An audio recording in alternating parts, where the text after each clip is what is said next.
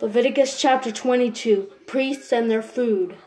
The Lord spoke to Moses, "Tell Aaron and his sons to deal respectfully with the holy offerings of the Israelites that they have consecrated to me, so they do not profane my holy name. I am the Lord. Say to them, if any man from any of your descendants throughout your generations is in a state of uncleanness, yet approaches the holy offerings that the Israelites consecrate to the Lord, that person will be cut off from my presence. I am the Lord. No man of Aaron's descendants who has a skin disease or a discharge is to eat from the holy offerings until he is clean. Whoever touches anything made unclean by a dead person or by a man who has an emission of semen, or whoever touches any swarming creature that makes him unclean, or any person who makes him unclean, whatever his uncleanness, the man who touches any of these will remain unclean until evening, and is not to eat from the holy offerings unless he has bathed his body with water. When the sun has set, he will become clean, and then he may eat from the holy offerings, for that is his food.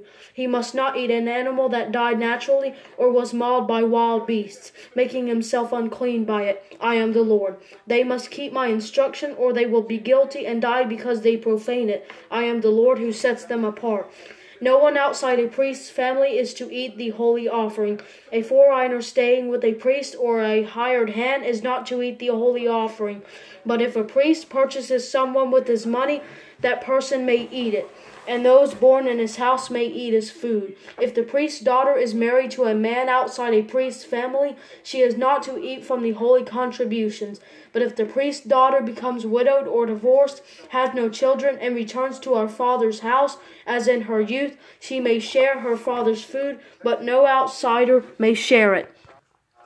If anyone eats a holy offering in error, he must add a fifth to its value and give the holy offering to the priest. The priest may not profane the holy offerings the Israelites give to the Lord by letting the people eat their holy offerings and having them bear the penalty of restitution, for I am the Lord who sets them apart.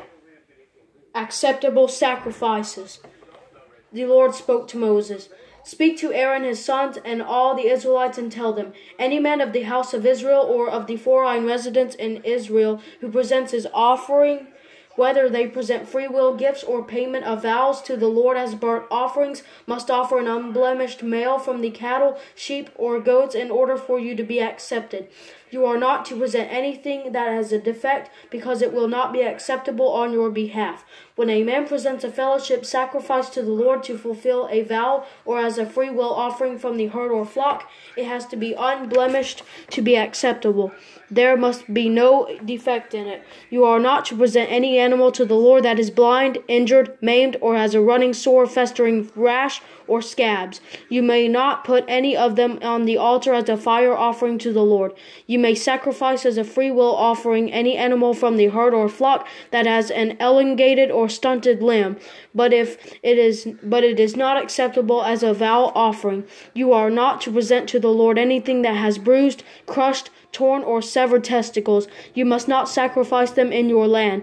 Neither you nor a foreigner are to present food to your God from any of these animals. They will not be accepted for you because they are deformed and have a defect." The Lord spoke to Moses, "When an ox, sheep, or goat is born, it must remain with its mother for 7 days. From the 8th day on, it will be acceptable as a gift, a fire offering to the Lord. But you are not to slaughter an animal from the herd or flock on the same day as its young. When you sacrifice a thank offering to the Lord, sacrifice it so that you may be accepted. It is to be eaten on the same day. Do not let any of it remain until morning. I am the Lord. You are to keep my commands and do them. I am the Lord. You must not profane my holy name. I must be treated as holy among the Israelites. I am the Lord who sets you apart, the one who brought you out of the land of Egypt to be your God. I am the Lord."